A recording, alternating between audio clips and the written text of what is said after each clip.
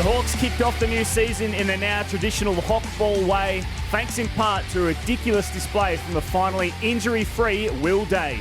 The Giants were formidable. How about some of that form from Finn Callaghan flair, while a hulking Adam Kingsley sat fly back down in his chair. Finally, all 9 games are back this week under the AFL's bright lamps. Get the pickle juice, hydrolyte bananas ready, Joey, in case another superstar cramps. To dissect a full round of footy for the first time this year, this is Triple M Footy's Midweek Rub with first crack superstar Lee Montagna. Rabsy, you're in good form to start the year. Better than your pies, I might add. But if we took a poll, if any AFL player has not cramped, then they seriously don't run in a game of footy. Everyone has cramped in a game of AFL football at some stage. I certainly have, so... yeah, there's a bit made out of that. Yeah, well, we're only a minute in and you've already clipped the pies. We know you have that. Yeah. The agenda setter himself, Daisy Thomas. Tell you what, the pies are back, baby. The pies, I don't know why you hate them, but this week they will be back. Don't worry about the injuries, Joey. We love the pies. I know you don't. And MrAFL.com.au, he's very excited for Commentators Day today. It's Damien Barrett. Yeah, Grumpy BT will come and join us at a few moments' time. You sometimes cramp in a studio, Joey, don't you? Yeah, absolutely, yes. I can relate to Nick Daicos cramping on a footy ground. Yeah, no, you can cramp all the time. How many Commentators Days, by the way, have you done now? This will be how many have you sat I've been through? at Triple M. I think I've been at Triple M 21 years. So 20. It's yes. 21, yeah. Did you get anything for 20 years of service? No. I didn't even know. I think it just came and went. It might be 20 this year. I don't know. It's close to that number anyway, so... yeah, long time in there. It's a long day, though, isn't it? It's a long day too, yeah. Coming up. I'm sick of, and we'll be asked again for predictions. I'm almost done with this because people now are keeping the receipts very quickly and very early on. Yep. Like it used to be just this is what I think. Now it is if you're wrong, you're wrong. Yep. It's impossible. Like Carlton's had so many injuries from where they started, Yep. the Pies as well. Almost done with it. And we're going to do none of these cheesy lines. So the boys out here, don't give us to do any of those cheesy sort of little... Like what, Joey? Sort of some of those Triple M might get us to do some stuff today, the Commentators Day, some of those cheesy lines or something. What do you mean, like a song? Give us an example, Joey. No, I'm just saying, we've seen it now and people keep receipts. Who's not going to show, though? Will BT come? He always comes. Yeah. He The does power come. dynamic, Damo, is very interesting on Commentators Day. Yes. The power dynamic. Isn't because it? some people Isn't don't it? rock up, some Yeah. people sort of sit at the back. Some people like to roll in 3 minutes late and Yep. act as though they've been really busy, even though they've been sitting in their car on X or Instagram. That was always Duck. Duck used to pretend to do Duck that. He used used to to do come that. in wearing like a Yep. shirt and slacks like he was Yep. had an important meeting, Yep. and then we'd find out afterwards he was just going for lunch at Lamaro's. With Rumbo. No, from meeting. From meeting over lunch, yeah. Yeah. BT hates anyone asking questions. He sort of gives the daggers. If anyone asks a question, he sort of looks like, shut up, I want to get out of here. Anyone got a read on if JB comes? It's a toss of the coin, isn't it? Why do don't you think care? he's coming. Why? Well, it's not. Well, I couldn't find a park out the front, so I went underneath and parked in his spot. Well, you run Triple M these days, Dave. So have you stopped parking in that dog food company place? No, I'll be back there. I'll tell you what, that'll be busy today. It's tough to get a Yeah, park it around is. here in South Melbourne. With all the commentators coming in, I reckon Dog Barn or whatever it is called next door, it'll be full. I've gone back to the old Triple M car park. Oh, Well, I knew we still could get one work. down there. Underneath Yeah, the so- holes. Yeah. Oh, beautiful. It'd be $40 when I get there, but at least I knew it was a park. Well, Rabsy did say, make sure you keep your invoices to give. I might have to give you my parking fine because I've only got a 1 hour park. These commentators days you're go gone. for 4 hours. You're in so trouble. I'm in trouble. That's all right. Yui can pay for him out of his own big pay packet. Are we touching on Channel 7's agenda setters last night, Joey? Did you Jeez, see it was it? good. or- I did see it. It was good. Daisy certainly Daisy won was that good. battle. Well Yeah. done, Daisy. Stood up for One yourself. zip, baby. Yes, but I'll tell you what, Are you though, claiming victory, are you? Oh, in that show? Oh, yeah. Yeah, I'll be keeping score throughout the year. I'm not You're going to win them keeping all. receipts. No, just score. it feels like you got Hodgie on your side, which is going to help you on that show. I was rather nervous last night because I saw the Monday night show and that was pretty sort of rough and head-to-head. That was just footy classified rebadged. There's another title. It was. What It do was you the same mean? show. What do It was you exactly mean? the It same was show. footy classified called Name Gender two Setters. people that were on Footy Classified that were on that show. And one who was producing it. What are you going to come up with? What? Yeah, what? Hutchie, Kane, Caro? As if As if, mate. And as if they stole any segments, Damo. I wouldn't have yeah. even known it Good was call, footy. bad call. What was that called? The spill? Spill. Oh, yeah. Caro's call? Caro's Have you ever errors. seen- Caro's call. Oh, Oh, Damo. Oh, bit frosty. I'll tell you what, not we are- frosty at all. Just The old- observing what I saw. Hurricane's coming too. we do need 9 games of footy though this week. I'll tell you. absolutely, Joe. There's a lot of shows. It's already been done to death. If we can talk about Tom McCartan and Will Day anymore. Seriously. Well, we need might, some more. we might touch on something that Daisy continued to say last night to Kane Corns in fair dinkum or Fugazi, and we'll get you around 9 predictions as well. But coming up next, Damo, it is your news. We've got Richmond debutants. We've got a brand new Brad Scott extension and Petracca. He's back, but no management. This is Triple M Footy's Midweek Rub, all thanks to BWS. Well, as Joey just said a moment ago, we need some footy, don't we, Yes, to we talk do. about. And we're going to get some footy. We're going to get it on Thursday night. And we're going to get 3 debutants, as you said, Rabsy, Sam Lawler, Luke Traynor, Harry Armstrong. And it's going to be an acknowledged, before it even starts, long season for the Tigers. We know that. They're coming off a 2-win season with senior players. That number's going to be similar again in 2025. But the future starts basically Thursday night with these 3 guys out of last year's draft getting a crack. The more I'm looking at the Richmond list, I'm sort of coming around a little bit because I went back and did some numbers on Hawthorn 2022 when they got rid of a couple of the older players, Mira and Mitchell. And the only person then over 30 was Luke Bruce, which meant through that opportunity they gave games to Will Day, Warple, Newcombe, Moore, these types who got games and they said we're going to get games into the kids. Chuck that in now at Richmond with their case and what they're going to do. Hugo Ralph-Smith, those sort of likes, Tom Brown, plus the young kids going in. They may not be as far away as some people are thinking, which probably gives them a little bit of an out throughout this season. But, to have 3 debutants, well done. We can't wait to see what they all bring. Plus, they've got another 3 or 4 that they drafted through, picks, I think 7 or up to 50-odd that are still to come. So it may not be as bad as I've first thought, and a lot of us have. Like your glass half full approach, Yeah. Daisy. That's good positivity, but this is going to be a tough year. It's going to be a tough watch. I think all we want to see really from Richmond is Daisy's favourite saying green shoots. That gives shivers when Brendan Bolton's famous green shoots, Sitting in Daisy. the corner rocking. He's in the corner rocking. Green shoots, Daisy. That's what we're going to look for with Sam Lawler. If he does a couple of nice things Thursday night, we go, oh, wow, we can see it. If Harry Armstrong can take a big mark and kick his first goal and everyone get around him and Luke Traynor can hold up, but really, this is time for Carlton to get payback, isn't it? For all the times they were getting a beating in this opening match of the season. Look, we know it's going to be a tough year for Richmond. Hopefully we see little wins, but no, I'm not as positive as Daisy. I'm with you. Those were little wins, though. I'm not saying they're going to turn it around massively, but a bit of a brighter outlook than the doom and gloom that I've been saying throughout the first 2 weeks of the season. Well, as we will about to see, though, the fact the matches are starting, we can then align our views up with what we're seeing rather than just speculating.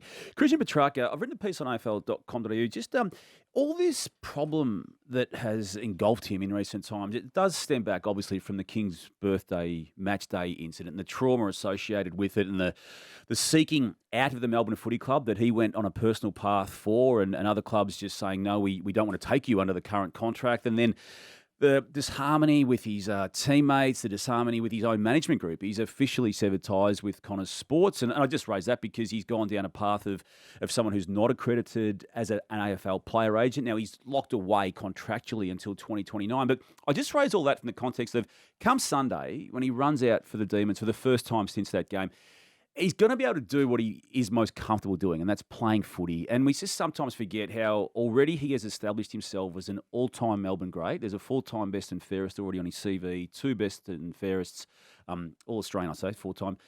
Norm Smith, premiership player, and a gun. So we're going to get to see that on Sunday. And I just hope for his sake the footy can actually become the dominant theme around him. Yeah, it's a great point, Damo. I mean, the circus around him late last year in the off-season was because, and there was no football. He wasn't playing. There was no footy, and he couldn't do what he does best. So, look, I agree that the Brand Petracca thing is certainly a thing, and that's okay, as long as it doesn't affect his football or the football club. That's the big difference here. And it has, though. It has. Yes, it has. Yeah. That's right. So Do you read between the lines here that he's not going anywhere?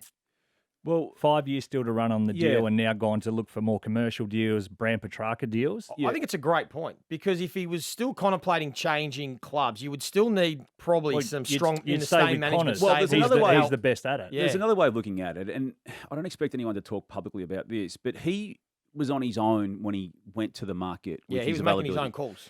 I'm happy to say Collingwood Footy Club knew before the public did that he was gettable, and they knew because he had told them. Yep. But So you can't broker a deal as a player without a manager. No, you Is that can't. correct? But again, this is my take on this situation, Days, having dealt with it in the time frame of it unfolding last year, and again in just making many calls this week for this article. The management group knew the landscape and knew that it was going to be almost impossible to get him out with that deal that goes all the way to 2029, and it's between $1.2 million and $1.7 million a year. He's worth every cent of that at his best, and probably unders when it's all said and done with this new deal. But that goes through all the way until 2029. The trauma that he's been through, there was some reservations by other clubs. Do we want to take him on with all the other stuff that's going on and this number and this injury doubt? That's why they said no last year. It doesn't mean it won't be revisited with another management group potentially next year. Not the worst result for Connors Sports, considering they still get the clip and they don't have to deal with anything else that comes with it. The resource that was required to go into him last year. He was high maintenance from all understanding. And this, look, hopefully it comes out in this article, in this conversation, that there were reasons for him being the way he was. Yeah. Absolutely. They weren't being viewed upon well at times by people around him, but he had reasons. And it's worth mentioning too, Anna Scully's a great operator. She takes care of Eddie Betts's, the company there, and the work that Tyson Stengel, the work they've got. And I think she's got some really strong contacts. My feel, I think she's got a strong contact at Coles, and I wouldn't be surprised if part of the Petracca move to with Anna Scully might have something to do with Coles. I don't know. I'm just speculating, but $10 meals with Petracca. Something like that. There could be that, and that's all part of trying to build his career outside of football. So we wish him well, but more importantly, we just want to see him play. There's still a part of me that thinks, imagine if Oliver and Petracca get back to being their best and almost being the best 1-2 punch in the midfield again. Clary that's looks what we're fit. hoping for. He does. Petracca looks as fit as ever, and if he plays good footy, there we go. And that's the hope for everyone. Brad Scott had his contract extended by Essendon. It's controversial in that he's had 2 years already, 11 wins in each of those 2 seasons upon entry to 2025. Contracted for this season and 2026. You now add 2027 to it. My take on this, but I'm keen to get your view of it, guys, obviously, is that there was enough runway of contract for this club to just see if it was worthy of 2027 being added after you saw some more wins. No, I think it's great. If you're going to back a bloke in and say, we love what you're doing, we love the vision you're on, give him another year. Show stability, show that you're our guy. He's already got 2. Yeah, I'm fine with that. Show another 3. He's come in and he's lifted the standards. As part of that, you've seen Jake Stringer go to the GWS Giants. It was, if you want to do it your way, literally go down the highway or up the highway and go away. I like everything he's doing, and I think in the next couple of years we will see that Essendon spike through the younger kids that they've got and the standards he's implementing at the moment. Yeah, I see it a little bit differently. My first thought when I saw it was, this almost fits the narrative that I think Essendon, it seems to me, running with. They're just trying to buy time. It's almost like they're just trying to buy a bit of time. His narrative around what their expectations are has sort of changed from when they bought him. So you don't think it's a show of confidence in what he's doing and the path? No doubt. I agree they want to do it for stability, but win games. That's what stability is all about. Not just, we'll just give him another 3 years, no matter what the results are. You want to sort of have a bit of a This is coming from a side, though, and a club that was absolutely flipped upside down, inside out. Yeah, I get that. But there's got to be a bit more urgency to it. I know this narrative around how young they are, but I had a look before. They've got 26 players that are in their 5th season or more that are 23 and above. It's not like everyone's raving around Kako and Caddy, and rightly so, and Sardis will get a chance. One of them hasn't played a game, and one of them has played But they've got a lot of guys that have played, I think 22 players have played 65-plus games. They've got a lot of guys in the right age bracket that they've got to start turning these solid performances into playing finals. And if you go 2 more years and they still don't play finals, have they still got the same faith in their program? Because those guys will all be well over 100 games of AFL footy. So I don't mind it, but they've got to win. They've got to start proving that they are, and they've got to start defending much better to make that happen. Nick Daicos, we joked before about cramping, but I just want to flag it today here. He's responded to every single issue that's been put his way in a very short time in the game. I mean, there was he doesn't go get the hard ball. He doesn't mix it with the best midfielders. He does all of that. I just raised it on the back of coming out of opening round with some question marks again over him. He's going to respond. There's nothing more certain. There's nothing more certain. Immediately. There's nothing more certain. certain. Did Port feel this wrath? Was it last year or the year before when he had 42 and they won by 10 goals and he took the piss? How's Kane's mate Kenny Hinkley thinking right now? Going, Kane, will you shut up? Because Nick Daicos is going to come out and run amok on Saturday night. There's nothing more certain. I agree. And just speaking of cramping, it was caused partially by the heat at least. How would you go at Geelong on the weekend when they're playing their first game of the year with the temperature forecast as we speak today but to be between 36 and 37 degrees? Not for everyone, that.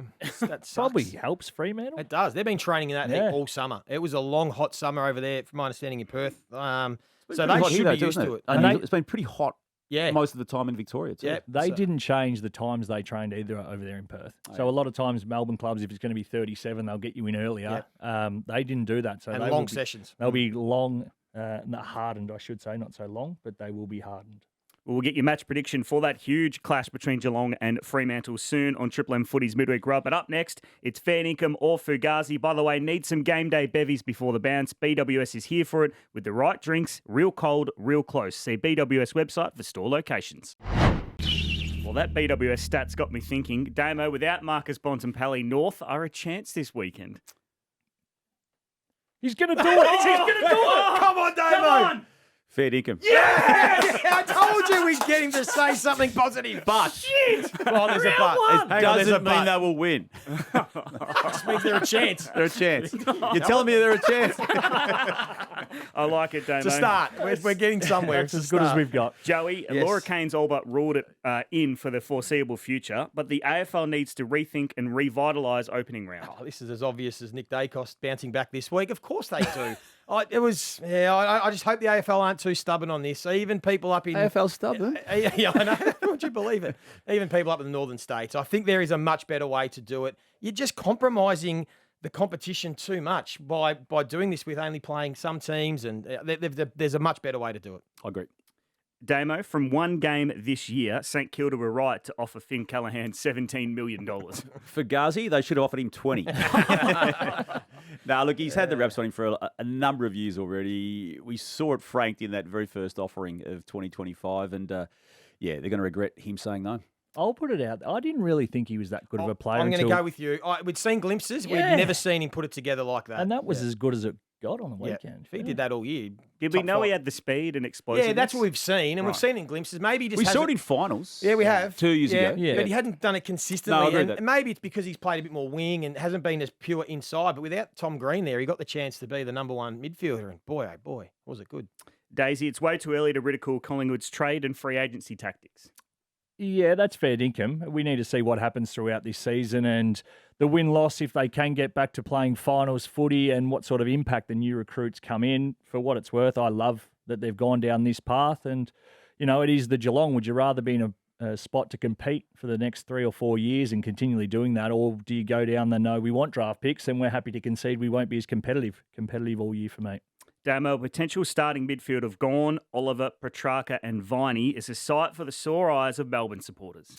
It's fair income, Rabsy, from the context that hopefully it's Oliver at or near his very best and Petracca back to pre-King's birthday incident. Yeah, I mean, we've seen those players play, but Oliver's performance last year was not what it had been in the past.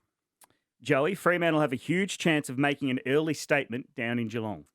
Well, it would be a huge statement if they can win down at Geelong. They've won their last couple of times they've played there under Jocelyn Longmuir, but we know how hard it is against the Cats. That they're going to be one of the teams to beat. They're my premiership favourite, Geelong. So it will be a tough ask, but if they do cause an upset, or maybe a lot of people that have them in their top 4 or premiership calculations, that'll certainly be franked.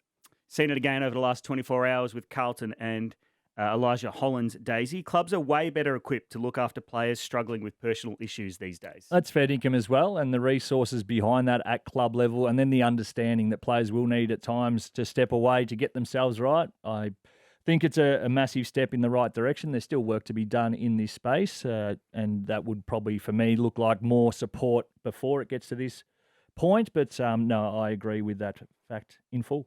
Joey, Adam Kingsley would even intimidate Michael Voss to sit back down on the bench. I'll tell you what, Vossi wouldn't sit down as quick as Fly did. I give you that. That would be a good battle. I'm not sure. Bossy would have walked over, wouldn't he? Oh. Do you have an issue with the coach going and having a go at another player? Because I don't. I didn't. Mate, the whole game's I know there's based rules on against it. theatre and Yes. fun and villains and heroes and passion. But do you really...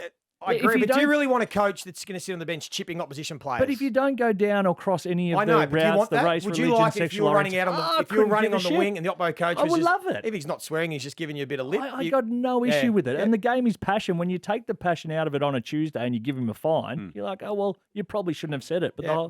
the whole issue at the time, move on. I think it's more the hypocrisy around how Ken Hinkley was, Yes. how significant they But made again- a statement on him, because we all love that. We're like, hey, good, yeah, you're not flying, Well, and Jack. Like it was a bit of and then 20,000 was like, whoa, you can't do it.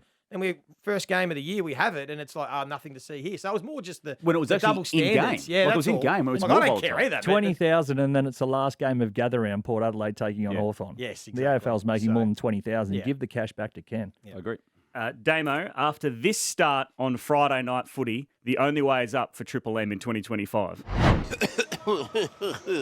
After a false start last night and a false start just then, in fact, the 2025 season Just clearing the gozzle. is officially underway tonight at the SCG, and it is going to be a juicy one as well. Was that BT? Was that a little mini protest that he wasn't opening BT knows what he's doing there. Do you reckon there's a little, hey, I Jack, reckon you he's think dirty. you're just going to pick up off the opening show? That's my area. I don't know. Interesting. Well, speaking of BT, Daisy Thomas, his antics on Friday night, it's safe to say he won't be stealing Mark Taylor's Fujitsu ambassador deal anytime soon. All those things they tell us we can and can't do at those OH&S meetings we have every year where they get us together and say, now you can't do this and you've got to do that and you've got to be careful here and not do this. I would have thought that air conditioning is probably on the list of things that the network should supply, wouldn't you? Absolutely. Well, you know, it could be an occupational health and safety because I could get grumpy. Could. He did get grumpy and he punched the aircon as well. This is in Sydney area. Yes, it is. Those facilities, my word, they are literally in the 70s. They are hot, they are small, they are gross. When you're doing the commentary and the specials, you can't see part of the ground because of a concrete pillar. So I don't know what the question about Fujitsu is, but Mark Taylor needs to help us out and get some in here ASAP. We're in for a good year with Triple M if BT's got his head on already. Wait till we get to June, July. And when you say 1970s, I think you mean 1870s. Yeah, look. And finally, Joey, judging from this audio from Agenda Setters, our man Daisy Thomas has forgotten what Kane's actual surname is. 2010 high-flying premiership star is Dale Thomas. Daisy, good to have you. Oh, in round zero, a lot of criticism has come, and that's mainly been from you, the Corn. Righto, Corn, the Eagles should let their captain fly away. Looking for you on at 29 is far too... Where's Corn? Dale, where did this begin? Explain what went on. It's baffling. It started with the Corn. I love Carlton It took Draft. 3 months for you to patch I love things up. steak, and I love going back to my own football club. Corn, not really into steak, doesn't drink. Who's won the battle? 7 corns. I've been told management have told you to call him by his proper name. Is that correct? And are you doing it that's a on good story. purpose or no? You're allowed to call him Corn? Oh, that's just a nickname. He calls me Daisy. It's Hodgie, Caro, and Corn. Has management told you to back off? No management deals. Okay. Would you listen to management? If they called me, yeah, of course I I would. suppose you're buddies now, so you I'm a call each other. prof- yeah. No, What's that's a what bit buddies of a buddies do. You call each You other used to nicknames. bag him every Wednesday, and now you're Corn. He You see referenced what us. Corn said last He night? referenced us as saying it was the reason why he wet me so hard We a upset year or him. two ago. We upset him. And then he retracted a You little bit, upset so him. it was, I did upset him. But that's okay. The Corn will move on. You called him an F-wit. Twice. Doctored audio, though. And I like it. You didn't take it back last night. You said I wouldn't take it back.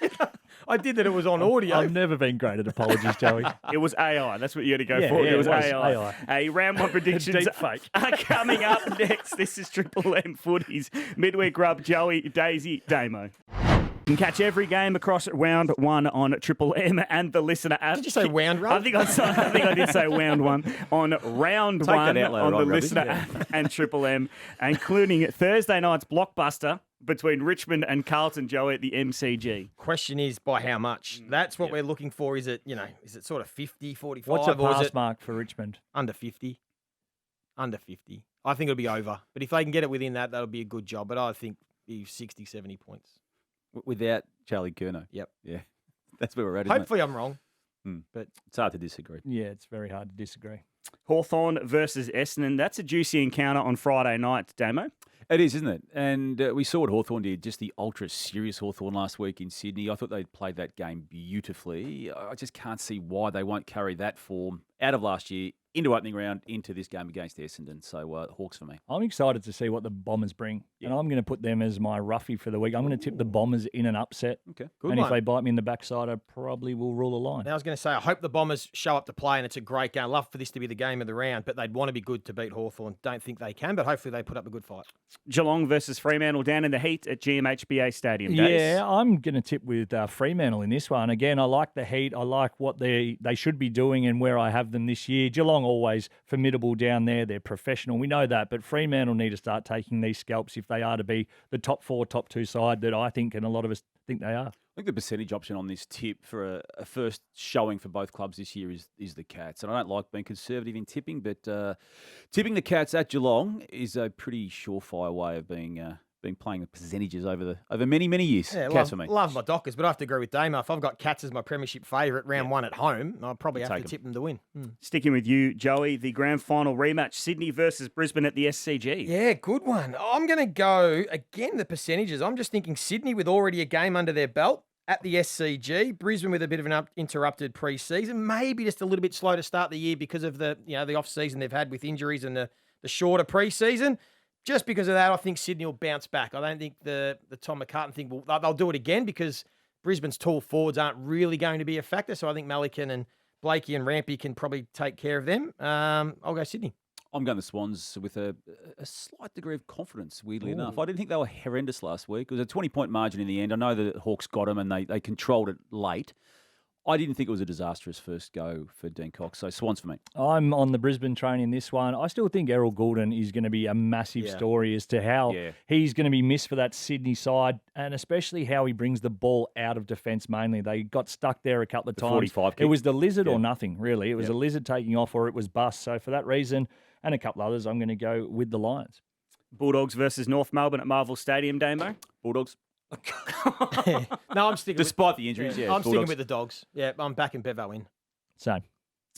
Collingwood versus Port Adelaide at the MCG on Saturday night, Days. Or DeGoey ruled out. Yes. Question mark over how or out?